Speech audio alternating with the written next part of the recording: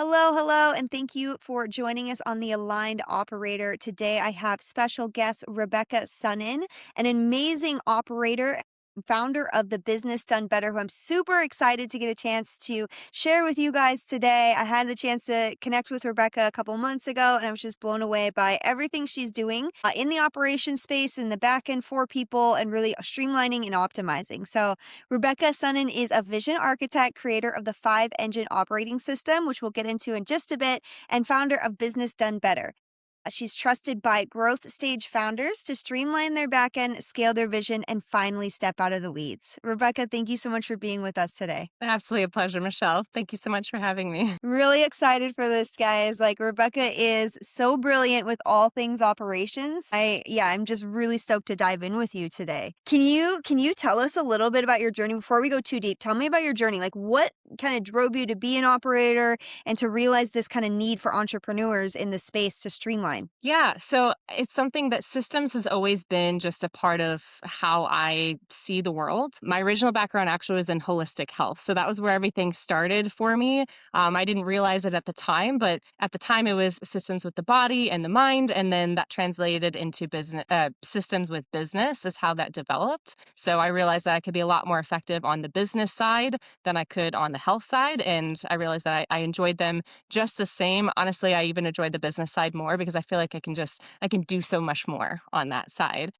But that was something that my original background being in holistic health, that was a lot of my network was holistic health providers who naturally are not known for being the most savvy on the business side. So I found myself helping a lot of people with all of the same things and realized that that was not a strength of most people. On the operation side, most people they start seeing sideways when you start talking operations. So it was just something that I realized was a common pain point with so many different businesses. Most people get into business because they love doing something and they want to give that gift to other people. And then they learn the business side as they develop.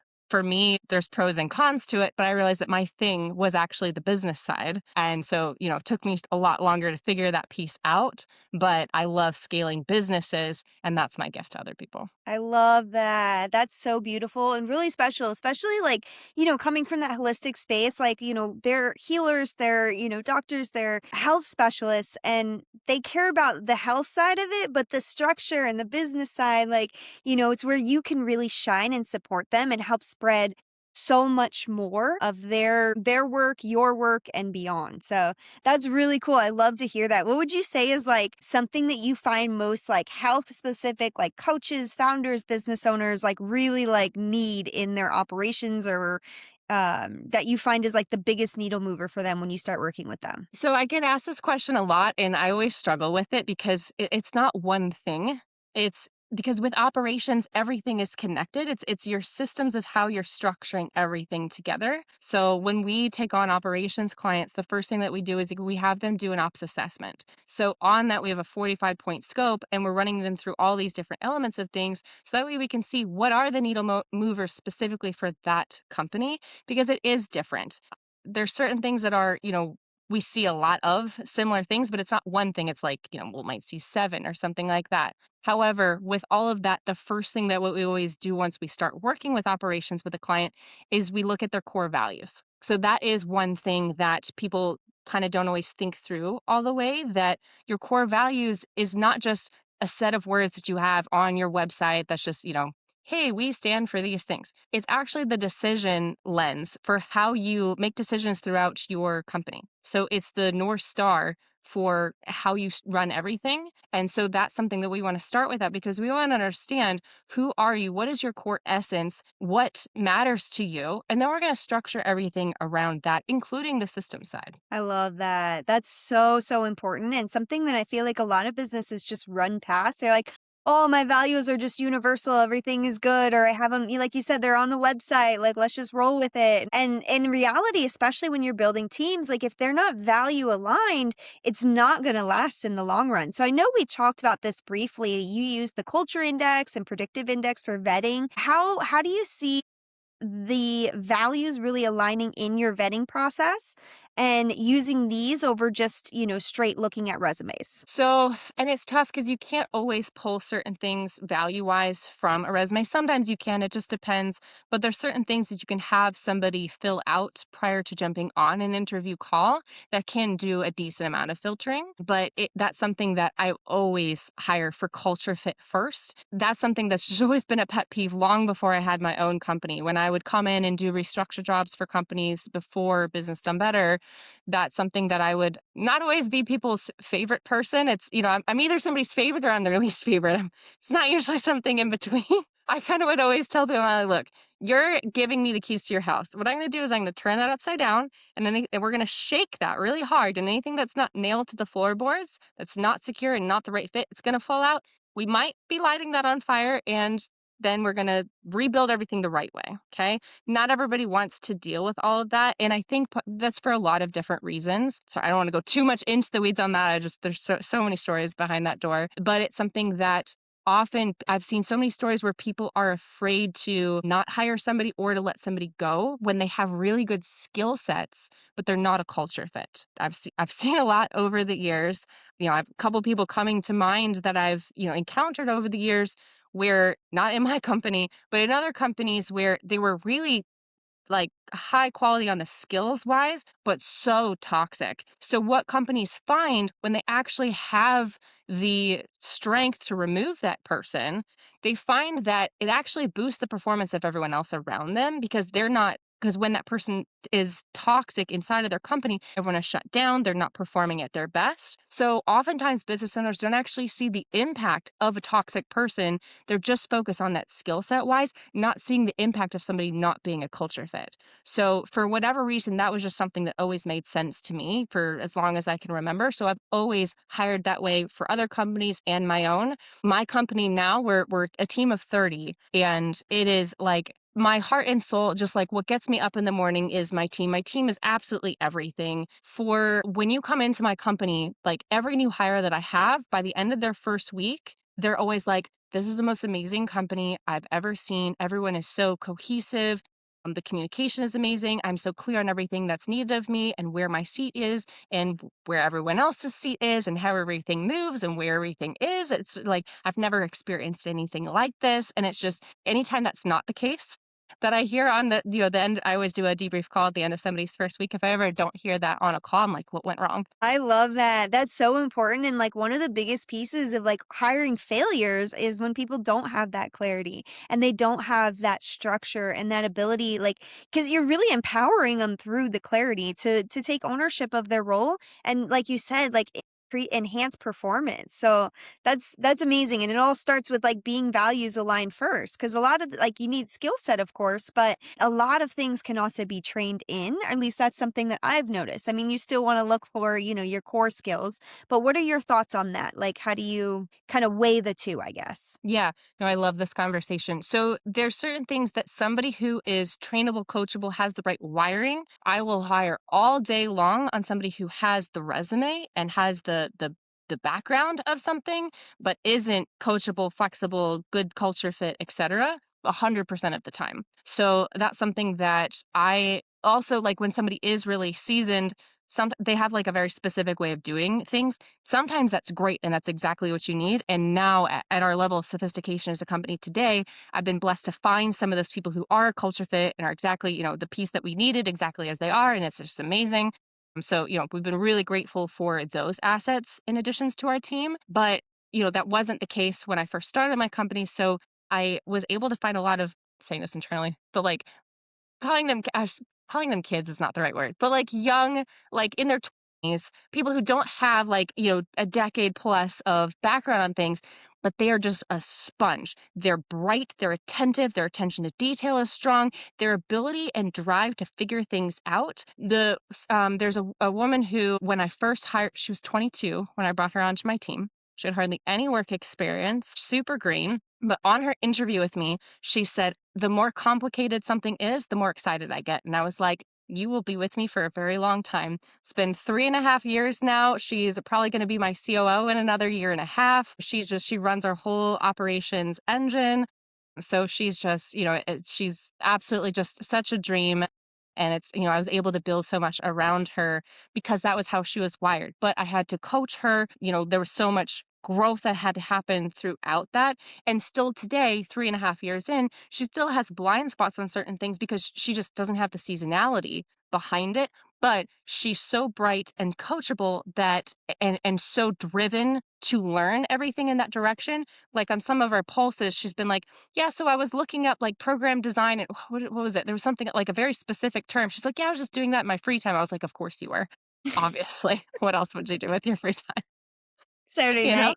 So it's like when somebody is I always when I'm hiring, I'm looking for somebody who whatever it is that I'm hiring them for, like I want to see what lights them up. What drives you? What are you doing in your free time? What if you weren't being paid, like if it was just like for fun, what is it that makes you feel like you have a purpose and engaged? What is behind that door? I've brought people in under one thing. I had somebody who he applied for a position to build websites. On the interview call, I was like, well, you're going to be on our tech team. You're going to be on the website team for a very short period of time, and then we'll be pulling you over. So, prepping the team that that's going to be the case very quickly. I think he lasted 6 weeks on the web team until we pulled him over because he was just a perfect, and he now runs our tech department. He was just a full stack developer. I mean, he was just amazing. It's like people come to me with some things, and I'm like, I know you're saying these things and you applied for this position, but we're actually going to put you over here because what's in between what you're telling me is something totally different. So to be paying attention to all of those things is so critical.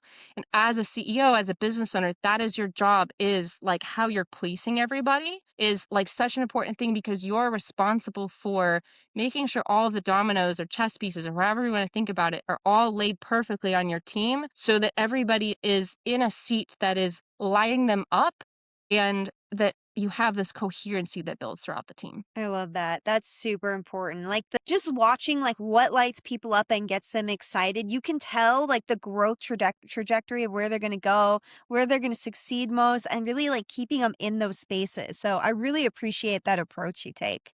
And it all starts with the core values. If you don't know what those are, then you don't know who's actually a fit. I had an interview with somebody for a new position yesterday, and skill set wise, sounded like he was all the things. We found out that wasn't totally the case on the interview call, but also just there were certain flags. I had two other team members of mine on the call with me as well, just kind of watching for certain things. And all three of us were like sidebarring behind the scenes, and like we are all kind of seeing the same things. And we're like, because during the call, I was like, well, maybe if we this, and he's like half the price of like, what we're paying for the same position somewhere else. And, I think he has certain like expertise and like if we can coach him in certain ways and he can maybe learn these things.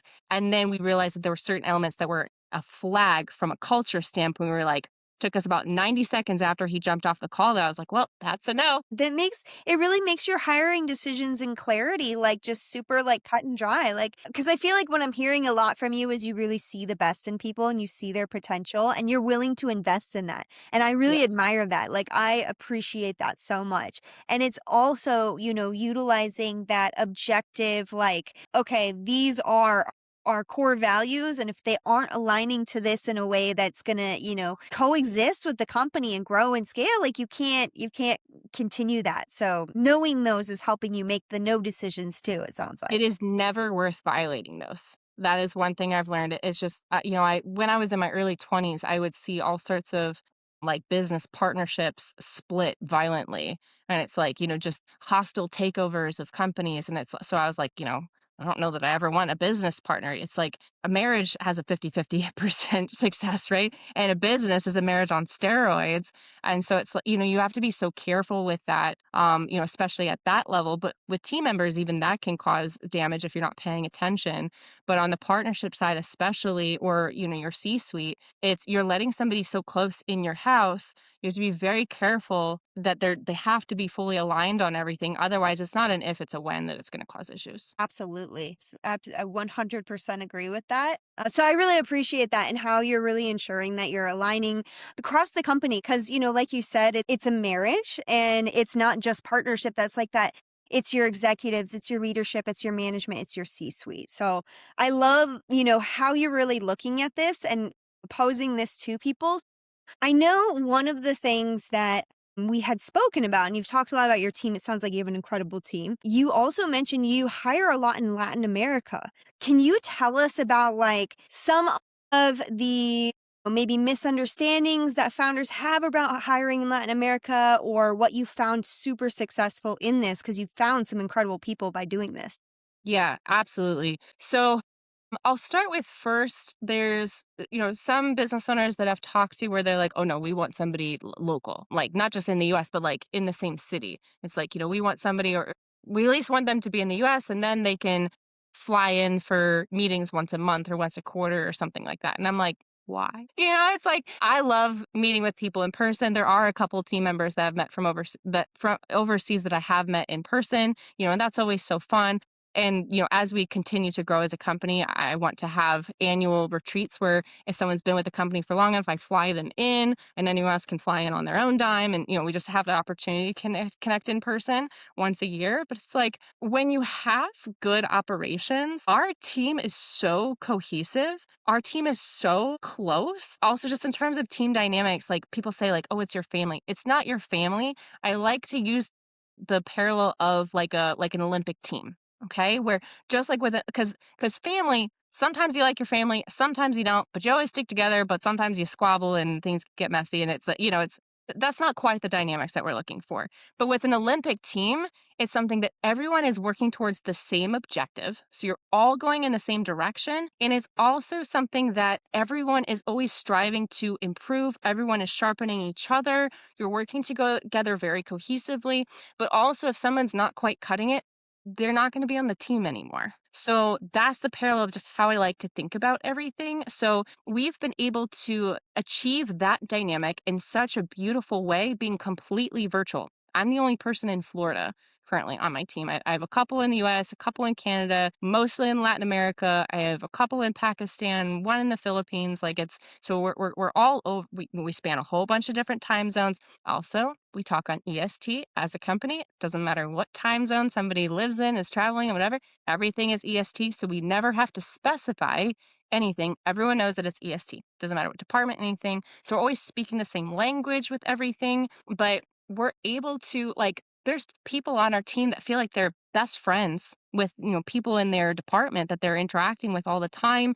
We always have cameras on all of our calls. So it's like it feels like we're right next to each other, just like it does for you and me right now. It doesn't like, yes, there's a computer, but I'm looking right at you. I'm seeing your micro expressions, your facial, like, I feel your energy. So we're able to achieve that in a virtual way.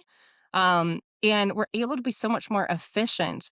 I've only a couple times had like an in-person office experience in businesses. There was one time I remember like the show The Office, like Yes, I love that show. I've watched it way too many times. a lot of people are gonna hate me now. I don't. That's okay. It's weird. It's not for everyone. That's for darn sure. Because I once I understood it, I got it less of like why people love it so much because it's like, but that it's satire of what people live and experience. And I think that's why so many people relate to it because it's so familiar. But there was one like restructure job that I was doing and it was like had to be there all the time. And I looked around one day and I was like, oh, I get it. I get the show The Office. And I was like, this is terrible. Why do people want this? Like, it was just the cattiness and just like the back talking and just there's just all these dynamics that were just like they were comical, but then also just from a business standpoint, the lack of efficiencies. Like I had people coming into my office all the time. I actually had an open office, it was a big room and there was a couple other people in it. So it's like I had people in and out of my office all day long. Like there was times where I didn't get anything done on my to-do list because I would have 9 people bombarding me with different things throughout the day that I had no control over. Like it couldn't put systems behind that. And also I was not the business owner, but I would watch people where they would clock in and then go chat with somebody about nothing business related for an hour and a half. And it's like I'm paying somebody to go and just shoot shoot the breeze over here or like do these non-work related things over here. But with my team, I'm paying them for the work that they're actually doing. And then I get to give bonuses and all sorts of other things. We get to put things around, production and how effective they're being and moving the needle on things. But it's like there's just all these little things that like inefficiencies that happen in an in-person environment that you don't have virtually. that I'm like, I don't really want an office except for like to have an HQ at some point to just sometimes it's more of like an ego thing and nice for some people and some people like that and that's all fine. But like I would never to choose virtual or the in person, I'll choose virtual all day long. Absolutely. I feel like the office, like, pushes me to be more grateful for this virtual world and life that we live in. And as a woman, like, all the to, like, get, like, in full put full mask on every single day, to just be on, like, visibly all the time, it's just, like, we're so casual behind the scenes, like, that's our just our company cultures. We're very professional whenever we're connecting with clients, but when it's behind the scenes, I'm like, "Look, I got long hair." Like, "No, don't make up hair, just please be comfortable as long as your demeanor shows up professional." But it's like, I can get stuff done just as effectively with my hair pulled back and no makeup and in a t-shirt than I can all dolled up. And it's like that's the same environment that I set for my team. As long as your energy is on point, that's the only thing that matters to me. And it's like it doesn't quite feel the same when you're in an in-office environment and people are showing up in their pajamas. It's kind of doesn't really set the right vibe. No, not really. Well, especially when you don't know, some people have different versions of pajamas. Yeah. But something else you said about the in office is like, this is something like a long time ago when I was working in an office in they moved me to virtual in like 2012, I think, because I just I couldn't focus, I couldn't get my stuff done. Like literally every one of those interruptions, those little quick conversations, that quick hello, that this, that, it's 20 minutes to get back into a focus zone. So you're not gonna get these bigger systems built. You're not gonna get the amount of production that you get from people when they have that ability and that autonomy to work how they're comfortable, work where they're comfortable, and also have that focus time. So you really create and empower your team to have that, it sounds like. Yeah, and I'll even add one more thing onto that. So, from a neurodivergence perspective on things, so like I'm very much neurodivergent. Like we had a whole we do trainings every Wednesday as a team. So we did a Wednesday training on neurodivergence, like what are the different, what's ADD versus autism and all sorts of different elements of it and the different learning styles behind that and just the different like brain processings. So that's something that being neurodivergent myself, I definitely have a habit of hiring neurodivergence on my team. So I'd say, I don't know if it's like roughly half, but I'd say kind of in that ballpark, something like that, to different degree. We need non-neurodivergence as well. We always need a balance. But it's with that, especially for me, I know that I function so much better when I'm like deep in a work task and I don't have to leave because the building's closing or I'm going to hit traffic or like, hey, let me just go get up and go to the fridge and go make some food. I was so stressed when I had to figure out lunch. I have to go out and get it every day or pack it and then figuring out how to warm it up or prep it or whatever. Like, I don't know how people do that all the time. That alone drove me bananas. So it's like being here, I can just do that. I can also just, throw the laundry in while I'm in between a task. My call ended 2 minutes early. Cool. I can just go clean up something in the kitchen. It just, that helps my, just the ADD side where I focus when I'm able to take my brain off of certain things is sometimes when like it's that I get into that creative flow and I'm able to do that and also just like nourish myself from spending some time outside in the middle of the day. And I'm able to break that up and have my day be spent in whatever way works best for me. As a company, our hours are 10 to 6 as a team. Everyone logs on to Slack at 10 a.m. So that way everyone can just toss balls and solve them really quickly at the top of the day. But we have a couple team members that are in Spain and Portugal. And so they're logged on earlier in the day. So they're already getting stuff done before that.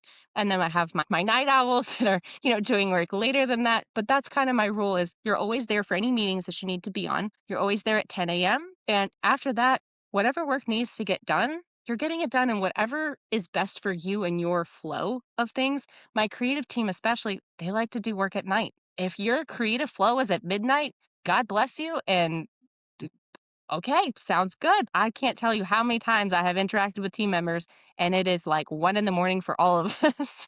Mhm. That's not required by me, but if that works best for them, then I'm not going to put any parameters on that. The only thing is if you're doing things that require interactions with other team members, that you're doing that in the middle of the day so everyone can toss things back and forth efficiently. But, if you're just doing stuff that only depends on you, do it whatever works best for your flow. And in a virtual environment, I can allow for that to any extent that we need. Yeah, I love that. I love that and I appreciate that a lot because especially when you're working with creatives, like they're going off of when that creative juice comes. It's not structure. Structure kills the creative juice when you're Yes. super creative like that. So having that flexibility and also like you said just like getting up and moving throughout the day, like doing these little things, like that's where some of my best ideas come, where the problem solving comes and like, I have a minute to like go move for a minute, get outside, do something that like, it doesn't mean you're not working. It means you're working in a more productive, healthy way because you're working through things quickly. So, yeah, I appreciate that you allow that flexibility and autonomy for your team while also giving them the structure and like clarity. So, especially when you're hiring and setting the team up for success, just being super clear in how you operate. So, like some people want those 5-minute stand up. Some people, everybody wants kind of a different way of operating. And I feel like as long as you're super clear about that up front, it's okay to have whatever works best for you. And that comes back to the values, your structure, how you are operating. Would you say like would you agree with that? Or do you feel like it's a little bit more like this one specific structure or something like that works best for businesses? It depends on what it is. So there's certain things that also another just myth I'd say with operations and structure is that people think that too much structure for sure. You don't want to be too rigid on things, but when you have the right amount of structure, it actually allows more space for creative flow Mhm. because you people don't understand how much time and energy you're spending on trying to figure things out, and that so much that it just depletes all that drive because you're just like you start to do this and you're like, wait, how do I do this, and there's no process for this, and there's no, what was the directive, and like how am I supposed to approach, what are we doing here? Who's in charge of this? Who do I ask this question to? Where do I ask this question? So all those things come up when you don't have enough structure, but it's like you also don't want to be micromanaging anything either. And it's like that's one of the, things that my team always says that they appreciate is like I don't I don't micromanage anything, but they know that I'm there for anything that I need to be there for. Like I see everything. I chime in when I see something going in the wrong direction. Anytime something like things are wheels are being spun and not going anywhere, like I'm always there to just kind of course correct and push this over here. And so it's like as the business owner, the CEO, you're the ship captain. You need to make sure that everything is being steered straight. But it's like outside of as long as things are going in the right direction on the big picture level, how somebody gets to that point, allowing for that space for them to do it in a way that works best for them, you always get surprised with how much people are able to come up with that you didn't see when you give them the right amount of structure and space combination. Absolutely. Absolutely. I love that. And I love, yeah, the way that you set it up for your team. And I think with this, I kind of want to hear a little bit about like what you've seen. So I know like I love hearing how you're operating and managing your team. And then I know you also do this for clients. Like you guys have like a business in a box service. Like you have streamlining services. Like you have so many opportunities that are really helpful for people. What do you see like is the, biggest needle mover for them going into the business? Let's say like you're going in hands on. What are you first looking at when you're doing that audit and to really see how to optimize for this team in the company? Yeah. So, it also depends on what kind of a business that is approaching us. So that's something so under Business Done Better, we have three different brands. We have CRM, team, and operations. So under the team done better side, that was what we first started with service wise. And so that where it's basically we're your outsourced team, in-house to us, outsourced to you, where anything that you want done, our team will go and do that. So all back of house, we don't do front of house marketing, sales, things like that. But we're an operations company. But anything from billing out things in your CRM or doing creative work or now we do vibe coding and all sorts of just anything execution wise that you want done, the team does that. So that was something that um, people want things done for them. It's like like especially smaller companies that are like, Can you go do a thing? Just do the thing." And it's like, "Okay, well, yes, as long as we can properly extract your vision, then yes, we have the operational expertise to be able to architect it properly and execute per your vision, but there are certain things we need to extract that and then strategize." And so now we require all of our business in a box as our fulfillment side where we do a strategy package. So then it's like, cool, okay, we can have that where you can just, what's your idea? Okay, we'll put together the strategy on how to get that done. So it's we cast a very broad net on purpose because that way we account for scope creep.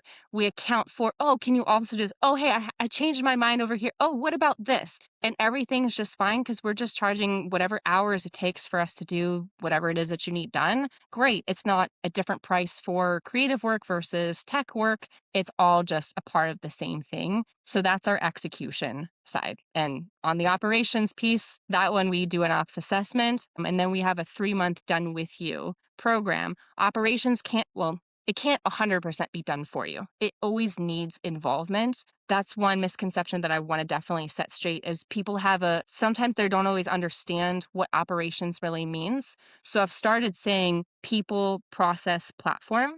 It's a combination of all of those. Sometimes people think operations, they're like, oh, my tech stack. Okay, well, you can have the best tech stack in the world, but if you're not using it properly, which is your people and process, that tech stack's not going to do anything for you. We're huge advocates of high level, of ClickUp, Slack, Google Drive, but cool, you can have all of those things and be using them very poorly.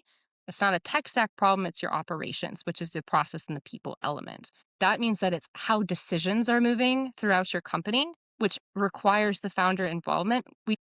We do everything to take things off of the founder's plate, but there's still certain things that are front loaded where we need that founder's involvement so that we know what's your vision on these things. How do you want to make decisions on these things? We can guide you on that, but we're not the CEO of your company. And so we can't make decisions on your behalf. We might try advise you on certain things, but you're the ship captain. You need to make those calls. So we'll guide everything there. And then we have a whole team that can come in and structure all the operations side of everything where we're doing a done with you execution piece as well. That's awesome. That is awesome. That is everything that I need and so many others. So, with that, like who would be like your ideal like client? Like are you working with like primarily people who are already seven figures, have a whole team? Are you working with people who are just looking to get started like or not get started, they have a business but they're, maybe their operations are just kind of messy. They've been throwing it together themselves. Like what's your ideal situation or do you handle both? So we do have a range of different types of businesses that we work with,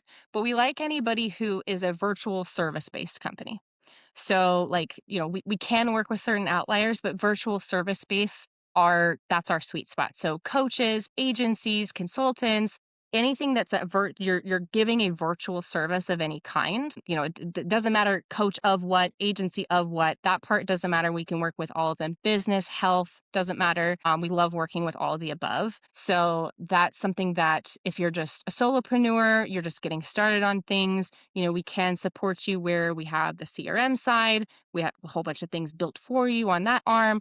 And then you have a team for anything that you want done for you. And our packages start small. We can start for under $1,000 of, just knocking some things out for you, just getting you started on things, making sure that you have a website, a functioning CRM, you have a booking link, you can take payments, you have contracts. Like you have, certain things structured where you have all your stuff in the right place and you know how to do it and send people the right links to get stuff moving properly. Cool. Like we can get all that set up pretty quickly. And then all the way up to larger companies, 7 to 8 figures is usually what we work with on the operations side. Agencies is our specialty there where they've already figured out the revenue piece. So, I just had a client call this morning for one of our operations clients and they're an agency. She's like, I'm just so grateful that we met you. Like you've everything that we've been looking for. I wish I'd met you years ago. Would have saved us so much money and so much time because there's like she had the revenue piece, but it's like when clients get to a certain point, the more clients they take on, the more things are falling apart. Because as you grow, that's something that scale, all it does is it highlights everything that's not fully cohesive in your business, things that you didn't make a decision on this, or there's an inconsistency over here, or there's a gap over there, or this isn't structured properly, or this went in the wrong direction and no one caught it in time, or any kind of gaps of any kind. All scale is going to do is expand those fissures. So what we do is we kind of equate our operations arm to doing a kitchen renovation. The only difference is with us, your business is not on hold like your kitchen would be, but we're still going to take a look at everything, put together the blueprint. Once that blueprint plan is confirmed, then We're going to start knocking down some walls. Dust is flying. Things gets a little messy. You have to trust us in the process for that, which we do our best to establish in the first phase. You can't tap out in the middle because we're building everything in a way with you where nothing's put on pause, and we're doing all the heavy lifting in a 3-month period where it's really impressive how much we get done in a 3-month period because we have so many like heavy hitters that are all a part of that program on that side of the business, where afterwards you're like, okay, wow, like I didn't want to pull off the band-aid for, switching my project management system or switching this, software, or how we structured this piece over here. And it's like you have this sunk cost fallacy where people are like, I have this many years and this many people on it, and I've put this much money into it, paid these specialists to go and build out these things. At the end of the day, they know that it's still not what it is that they actually need, but they're like, I put all of that in there. And to do like to pull the roots out from that, like, I just don't wanna. Like, that's just it's so tedious and arduous, and I just don't wanna touch it. But we take the weight of all of that and make it a really easy process. There's things, for example, like ClickUp is usually what an agency especially with an agency. There's other, like, reasons to use other project management systems, but ClickUp is the right choice for most, like, virtual service-based companies, and that's something that it's overwhelming. There's so much you can do with ClickUp. Cool. Well, guess what? We have templates that we've already done, like our expertise is already infiltrated into it, and we can literally just drop that whole template right to you. Done. Ugh, you're speaking my language, girl. I need that. That's on my list today. All right, I'm gonna give you guys a call tomorrow. We can chat. I mean, it really makes a difference though, because I'll tell you a little horror story recently. Not horror story, but like, I was in ClickUp and Go High Level and all these things, and I was listening to somebody who's also in the similar industry and a good friend and all that kind of stuff. And I went down the path of following them and their team to build out this new project management process and system and all this stuff. And it ended up being way complicated. Like, I mean, we wasted months of time, months, a lot of money and a lot of energy. And it was like 3 project management systems together, and like everything's just got really messy. And when you're not being listened to, or like you're not really getting a chance to like voice what you need, really getting that like feedback that it sounds like you and your team are working through and able to help people build, as well as that like already pre-built structure. I feel like there's a lot, like, I don't know, I shared this story a couple times recently, and people, there's a lot of people who related. So the tech side of things alone is it's a big hiccup that you guys solve. And we really love being in that space. It's like that's like an operator's brain is like the stuff that other people are like, oh, this is so heavy, I don't want to deal with it. My operations team were all like, let me at it. I got this. Hold my drink. Because you're hiring the people that love to do this. Like, Yeah. you're focused on, you've got the right people in place. And not everybody needs to hire a full tech team themselves, at least not, in the 6, 7 figures. Like, it's better to have, fractional support even with what you guys have in the business in a box or the done with you service and things like that. So, yeah. I will say that having an operator is a key thing. Title agnostic. So that's something that you need one person who's the pillar that everything moves around, where they're taking the visionaries, the founder's vision, and they're the ones that's making sure that it gets implemented properly. Operator, implementer, like lots of different names for it. Title doesn't necessarily matter, but they're just the main anchor that's making sure that everything moves properly. They're the metronome of the company. Not everybody needs it. I got to count how many how many people are in our ops department, how many like true operators I have. I have a handful of them, but it's like not everybody needs as many as we have. We're an operations company, but they need one, even if it's literally just one founder and one operator, which could be an EA, an executive assistant. That could work as well. It's like just those two people can really get a lot done, especially with AI these days. So that's something that's the only position that we staff for in other companies is EAs. We don't staff for anything else, but with EAs, it's just such a specific like relationship. And we have a very like fully managed EA process that leverages our business in a box program. Where it like then you have the full team, but then the EA works only with you. So it's kind of the best of all worlds. And then you can really get a lot done. Absolutely. Absolutely. Like, that's amazing. And I love that you guys offer that, because it's crucial to have, like, as a visionary and working with visionaries, like, we got a million balls in the air and we're jumping to things. And if you don't have somebody who's like supporting you in execution, you're just going to get bogged down and overwhelmed, and you're not going to be able to grow your business or serve your customers and all the things that kind of come with that. So by hiring the right people, working with the right people like you guys, you're actually taking care of not only yourself, but your clients, and you're able to actually grow. So I really appreciate that. How do you know when somebody needs an operations manager versus an EA? And sometimes it doesn't necessarily matter, where it's more a conversation around who you find. So because there can definitely be overlap between those, especially if it's a smaller company. For myself, I have a dream EA. I got so lucky with him. He's amazing. I can't imagine a better EA for me personally. Because an EA relationship is very personal. It's like they need to basically think like you. So that was the directive that I gave him like 3 weeks in. I was like, all right, so your job is to take as many things off of my plate as possible. One of the things that I'm doing right now is I'm seeing all the balls that fall, and I'm going and making sure that they don't like fall anymore. He's like, got it.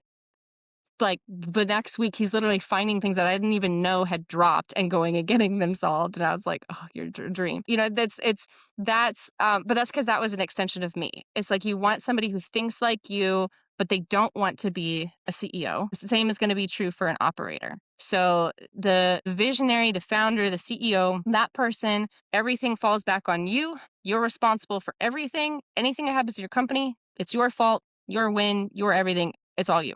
A lot of people do not want that responsibility. So an operator or an EA, both of them, they have a high level of thinking, but they don't want the responsibility that comes with being a founder, but they like making sure that the vision from somebody else, that they go and get it done. So there's a similar wiring between both seats. I'd say whatever one, as far as the title goes, whatever somebody's personality type is leaning towards, have their title reflect that. If they really like working just with that one person and they're really good at just extracting things from like making your life easier versus your business easier, Mm. that's how I would differentiate it.